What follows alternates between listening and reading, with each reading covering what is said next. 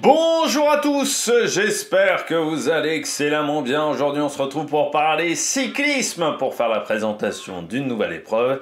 Et aujourd'hui c'est Paris-Nice. Alors Paris-Nice, on va faire la présentation de la première étape, mais aussi un petit peu une petite présentation de la liste du départ et du parcours pour cette semaine de compétition. On fait une sorte de 2 en 1 du côté de cette vidéo. Alors n'hésitez pas à vous abonner à la chaîne, à réagir dans les commentaires, à mettre un pouce bleu, à partager la vidéo sur les réseaux sociaux, notamment auprès de vos proches, si vous pensez que ça peut les intéresser. Dans les commentaires, n'hésitez pas à me dire qui sont vos favoris pour cette semaine de compétition et pour cette première étape du côté des Yvelines. Si vous avez les moyens et que vous voulez soutenir mon travail, vous pouvez faire un super thanks, ça se passe dans les commentaires et je remercie les gens qui le font. Vous pouvez également, si vous voulez me soutenir, cliquer rapidement sur les notifications, sur les miniatures, dès qu'une vidéo est mise en ligne, comme ça permet de la mettre en avant sur YouTube, et pour ça vous pouvez rajouter la petite cloche, vous faire un petit tour du côté de la page d'accueil de la chaîne. Eh bien on commence tout de suite avec Paris-Nice. Paris-Nice, une course atypique. C'est pas une course comme une autre du côté de Paris-Nice. C'est une course qui est très difficile. C'est une course qui est très difficile parce qu'en fait c'est de la survie pour les grimpeurs. C'est-à-dire que les premiers jours de course c'est de la survie. Je dis souvent à Paris-Nice, à partir de vendredi, vous pouvez jouer. Avant vendredi, c'est de la survie.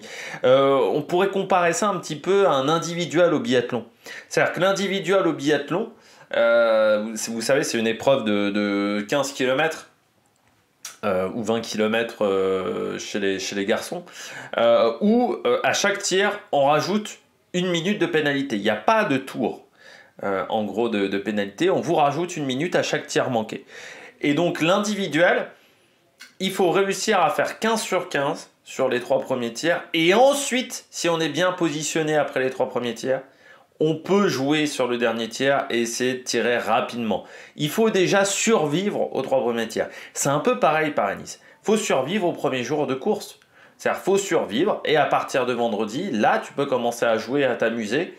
À part si le temps est mauvais, mais c'est de la survie les premières étapes. Il faut réussir vraiment à résister au fur et à mesure. Alors ça sera un peu moins le cas cette année, parce qu'on a déjà que 2 étapes où potentiellement on peut avoir des grosses bordures, je pense. On a 2 arrivées avec des grosses bosses mercredi et jeudi, un contre-la-montre par équipe mardi. Et puis un samedi-dimanche, on aura 2 étapes compliquées. Mais il faut résister.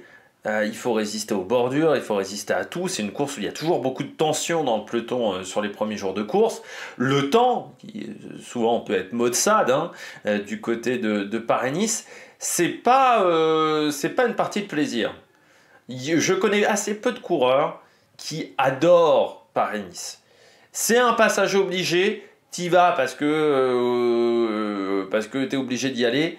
Mais tu prends pas beaucoup de plaisir à aller sur Paris-Nice pour beaucoup de coureurs. Tu prends peut-être plus de plaisir à Tirreno, alors qu'à Tirreno il peut y avoir aussi du vent, mais ouais, il y a peut-être moins de coups de bordure, la manière dont se déroule la course est peut-être un petit peu différente. Là, Paris-Nice, ça peut être vraiment la vraie guerre. J'ai oublié de vous préciser également que je ferai la même chose. On fera la présentation de Tirreno Adriatico, je pense dimanche, et présentation également de la première étape de la même manière. Et puis la première journée de course, toujours un départ musclé du côté des Yvelines. On va dire le profil de la course fait pas très peur et pourtant ça reste une journée extrêmement délicate. Donc il faudra être bien réveillé pour les coureurs, surtout que le départ va être assez matinal parce qu'on va arriver vers 15 h à cause du tournoi Destination. Ou parce qu'on a le tournoi Destination, ce qui fait qu'on va avoir un départ assez musclé et qui a aussi Jean-Pierre Montserrat un peu plus tard dans l'après-midi. Mais ouais, il faudra être très très bien réveillé. Allez, je vous présente la course. Alors on va regarder déjà le parcours de la semaine avant de se concentrer un petit peu plus en détail sur le parcours de l'étape de dimanche. Le début de parcours, donc étape 2, on aura une journée, donc on part de l'Île-de-France pour aller du côté du Loiret. Donc toujours la Beauce, toujours des endroits avec énormément de vent et surtout des zones complètement à découvert. Donc il faut faire attention. Donc départ depuis Montesson dans les Yvelines, passe par la côte des Ménules, la côte de la Villeneuve également au programme, avant de passer par Dourdan, Mérobert, Charmont en Beauce.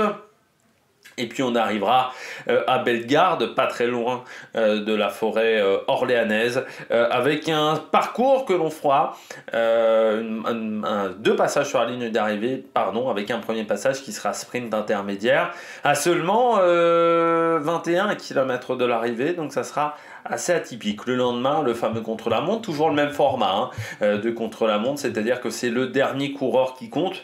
On individualise, on va dire, les temps sur ce chrono par équipe. Particularité, départ depuis le circuit de Nevers-Manicourt, le circuit automobile connu pour la Formule 1, le Superbike aujourd'hui. Et on arrivera du côté de Nevers, dans Nevers, du côté de cette étape. Alors ça vous permet de comprendre que Nevers-Manicourt, le circuit, n'est absolument pas à côté de Nevers. Parce que pour moi qui connais un petit peu la région, les gens qui pensent que Nevers-Manicourt c'est à côté, non, il y a un quart d'heure, il y a 30 minutes de bagnole entre les deux. Donc on partira de Nevers-Manicourt, on passera par le village de Manicourt, qui n'est pas du tout à côté de Nevers, qui n'est pas totalement au sud de Nevers. Et puis on aura un passage intermédiaire à la Chaume des Pendus, Sermoise-sur-Loire, Nevers. On aura un passage par la côte de la Pisserotte, 900 mètres à 5,6 de moyenne, avant d'arriver du côté de Nevers. Je ne connais pas la rue de l'arrivée dans Nevers. J'ai oublié de vérifier ça. Quatrième étape, on sera dans l'Allier, on part de Vichy, tristement célèbre pendant la Seconde Guerre mondiale, pour aller à la Loge des Gardes. Un parcours assez similaire à ce qu'on a déjà eu pour cette montée de la Loge des Gardes, c'est-à-dire une journée de 164 km, mais marquée par énormément de petites bosses tout au long du parcours, même si on sait que c'est la Loge des Gardes qui va être la côte majeure. Il y aura pas mal de petites bosses pour épuiser les équipiers, donc des côtes de 3e et de 4e catégorie, avant cette montée du côté de la Loge des Gardes, 6 km 7 à 7% de moyenne. Le lendemain, étape 5, une étape pas évidente, celle-là, l'étape 5, extrêmement casse-pattes, et il faudra vraiment être en forme sur cette journée entre Saint-Just en Chevalet et la côte Saint-André Notre-Dame de Sier. 197 km marqués par une première partie de journée plutôt en prise, notamment à partir de Bellegarde en forêt, Saint-Symphorien sur Coise et Sainte-Catherine. Et puis ensuite on enchaînera des côtes de 3e catégorie, déjà la côte de Trèves, mais qui sera encore assez loin de l'arrivée. On sera à 90 km de l'arrivée. C'est surtout ensuite l'enchaînement côte du Château Jaune à partir de 150 km de l'arrivée. Sur la dernière heure et quart de course, on aura la côte du Château Jaune, la côte de Cibuse, la côte de Chavagneux, la côte d'Arzay, une autre côte de 400 mètres à 7,3%, et on arrivera surtout à la côte Saint-André. Ça veut dire 5 montées en 50 bornes. En gros, c'est une montée toutes les 10 km et avec des montées avec des gros pourcentages, même si ce sont des montées assez courtes. Ça va un peu préparer aux classiques de printemps et notamment aux Ardennaises. Donc il va falloir être très efficace, et notamment la dernière montée, la côte Saint-André, c'est 1,7 km à 10,9%. Autant vous dire, c'est un mur. Le lendemain, on sera dans le sud, entre Saint-Julien en Saint-Alban et Berre-l'Étang. 210 km au programme, d'une étape plutôt pour les sprinteurs du côté de la Provence. En fin de journée, on aura 3 côtes au programme, mais qui ne sont pas forcément des très grosses montées. Sinon, ça sera plutôt plat, mais il faudra faire attention au vent. C'est vrai que dans cette journée du vendredi, parce qu'en Provence, on peut parfois avoir le Mistral et la Tramontane qui soufflent énormément. Et puis, on aura encore 2 dernières étapes.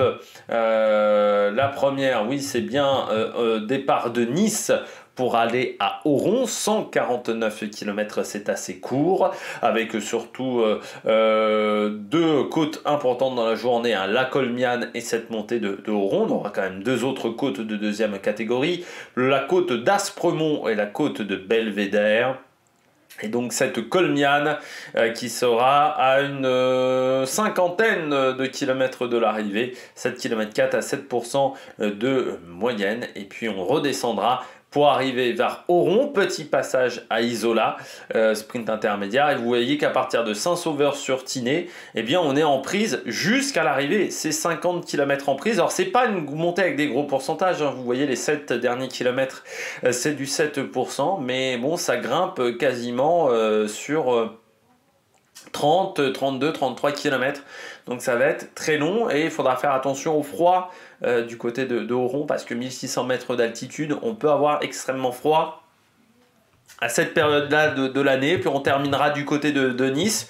Une dernière étape qui change un petit peu autour de Nice. Alors certes, c'est toujours très court, 121 km, mais on n'avait pas forcément de passage par des grands col, hein. On avait la côte de Peille, le col d'Aise, mais on avait pas mal de petites bosses en première partie de parcours. Et bien ça change, toutes ces bosses-là ont disparu. On aura par contre une montée vers un col de première catégorie, le col de la Porte, 7 km à 6,9 de moyenne, avant de redescendre vers la côte de Peille, 6 km 7 à 6,8 de moyenne, le passage par la Turbie et le col d'Aise pour un premier passage qui sera sprint intermédiaire avant le col des 4 chemins. C'est comme le col d'Aise, sauf qu'on rabote la dernière partie de cette montée et cette descente ultra rapide vers Nice. Et il faudra faire attention bien entendu sur ce dernier week-end de compétition, les descentes, parce qu'on est dans une région où c'est très technique et ça peut être très glissant du côté de la route, donc il faudra faire très attention.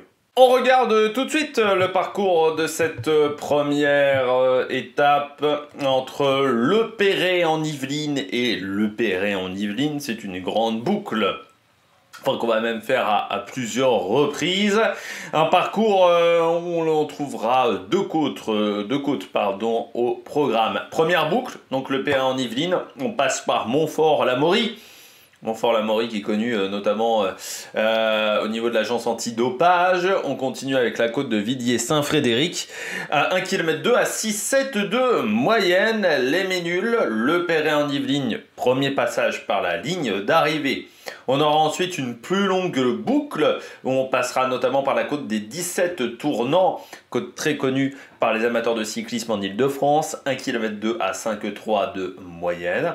De nouveau un passage par Le Perret en Yvelines, on sera à 56 km de l'arrivée. Et puis ensuite on repassera par Montfort-l'Amaury. De nouveau cette fameuse côte de Villiers-Saint-Frédéric, 1,2 km à 6,7 de moyenne, qui sera à une vingtaine de kilomètres de l'arrivée. Les Ménules, 1 km à 6,2 de moyenne, ça sera à 10 km de l'arrivée, avant l'arrivée du côté du Perret en Yvelines, en sachant qu'après la côte des Ménules, il n'y aura pas de descente jusqu'à l'arrivée du côté du Perret en Yvelines. On regarde les deux côtes au programme, la côte de Villiers-Saint-Frédéric. Vous voyez, hein, c'est un petit radar, même s'il y a des passages à 11%, c'est sur 200 mètres. La côte des 17 tournants, là aussi, hein, il y a quelques passages un petit peu plus pentus, ça reste quand même très raisonnable, hein, du côté de cette montée. Et puis on va regarder la ligne d'arrivée, le final, grâce au roadbook de la course, les 5 derniers kilomètres. C'est dommage même qu'on n'ait pas un peu plus. Alors vous voyez, entre 5 et 4 km de l'arrivée, on aura déjà 2 ralentisseurs, plus une intersection sur la gauche, juste avant les 4 derniers kilomètres. Ensuite, une longue ligne droite. Il faudra faire attention à 2 km 2 km 500 de l'arrivée avec un terre-plein central. On espère qu'il sera bien indiqué. Et puis ensuite, on aura 2-3 virages en enfilade rapidement, hein, des courbes très larges, avant un virage sur la gauche de nouveau, qui sera aux alentours de 700 mètres de l'arrivée. Et vous voyez, la dérivation, elle, ne sera pas au niveau d'un rond-point, mais sera à 250 mètres de la ligne d'arrivée. Voilà, donc très proche de la ligne d'arrivée pour cette dérivation, donc on n'aura pas de souci pour confondre entre la route générale et la dérivation. Vous voyez que la dérivation, par exemple, elle ne part pas dans cette rue-là, pour ne pas créer d'incertitude par rapport à ce qu'on a eu notamment au niveau des dérivations en rond-point du côté d'ASO. On regarde la météo pour cette première journée de compétition. Donc vous voyez, on va tourner à peu près dans le même secteur autour de Montfort-l'Amaury, du côté des Yvelines. Eh bien, tout simplement un soleil parfois un peu voilé, mais un temps sec de prévu. Il faudra faire attention, il y aura un peu de vent, un vent de sud donc à signaler, qui pourrait peut-être créer des cassures dans cette portion-là du circuit. Par contre, ça voudrait dire qu'il sera de face sur la fin de parcours, ce qui pourrait nous permettre d'avoir un sprint massif, parce que ça sera peut-être compliqué de faire des différences dans les deux montées du haut du parcours. Eh bien, on regarde tout de suite le palmarès de ce Paris-Nice. Paris-Nice qui a un beau palmarès sur les dernières années, avec notamment Matteo Jorgensen qui s'était imposé l'an dernier en battant Remco Evenepoel et McNulty. Pogacar lui avait gagné en 2023 face à Gaudu et Vingegaard. Roglic avait enfin gagné en 2022 face à Yates et Daniel Felipe Martinez. Sharman en 2021 et en 2020, année Covid, où ça avait été la dernière course avant l'arrêt des épreuves. Bernal en 2019, Soler en 2018, Henao 2017, Thomas 2016, Richie Porte en 2015 et 2013, Bétancourt, la surprise générale en 2014 face à Rui Costa et Arthur Vichot. Autant vous dire que ce podium-là, il faut le prendre en photo parce que vraiment, Arthur Vichot également sur le podium, c'est pas arrivé souvent. Et parmi les vainqueurs de cette course, eh bien, on a eu Contador, Bradley Wiggins, on a eu Vinokourov notamment, Jalabert, également Armstrong n'a jamais gagné. Et puis Jalabert, donc vainqueur en 95, 96, 97. Sean Kelly, bien entendu, vainqueur de 82 à 88 sur cette épreuve. Miguel Indurain s'est imposé également 2 fois. Poulidor a gagné, Anquetil a gagné également. Tom Simpson en 67, juste avant sa mort, sur le Tour de France. Et puis la première édition a eu lieu en 1933, mais la course s'était arrêtée et a repris en 1951 véritablement, où là on a eu la vraie édition de Paris-Nice depuis les années 60. On a ce parcours-là du côté de Paris-Nice. Parmi le nombre de départs sur cette course au niveau des statistiques, eh bien, vous avez Raymond Poulidor et Chavanel, 18 départs à eux deux. La différence, c'est que Poulidor a fini 18 fois, Chavanel a abandonné à une seule reprise. Et parmi les coureurs encore en activité, eh bien, c'est Thomas de Rent qui a le plus de départs. Et là, on aura Degenkolb et Matthews qui sont à 10 départs dans leur carrière. Voilà, donc ils feront leur 11e départ pour égaliser par rapport à Yon Izagirre. Et parmi le nombre de vainqueurs d'étapes, eh bien le record c'est Eddy Merckx avec 20 victoires d'étape face à Sean Kelly et Martens.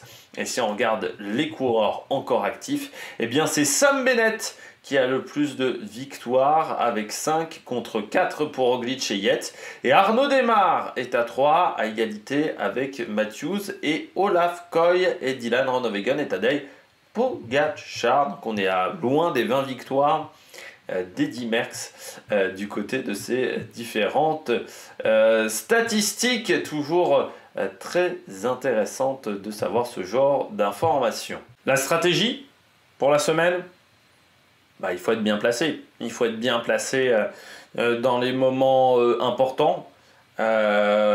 Pour cette semaine de compétition, il va falloir survivre. Et puis pour cette première étape, il faut être placé dans les moments importants. Il ne faut pas forcément vouloir être tout le temps à l'avant de la course. Il n'y a pas d'intérêt à certains moments d'être devant, à part gâcher de l'énergie. Il faut vraiment essayer de se placer correctement, notamment dans la dernière heure de course. Ce qui fera la différence entre les différents sprinters, je pense, pour cette journée. C'est ceux qui auront réussi à conserver le maximum d'énergie malgré la tension dans le peloton et qui seront toujours dans le premier groupe. C'est là où la différence se feront. Et pour les punchers, il faudra tenter le coup dans la dernière montée, mais avec ce vent de face, j'ai peur que ça soit un petit peu compliqué. Allez, on regarde tout de suite la liste de départ pour cette semaine de compétition. Hop là, elle n'était pas bien recalée.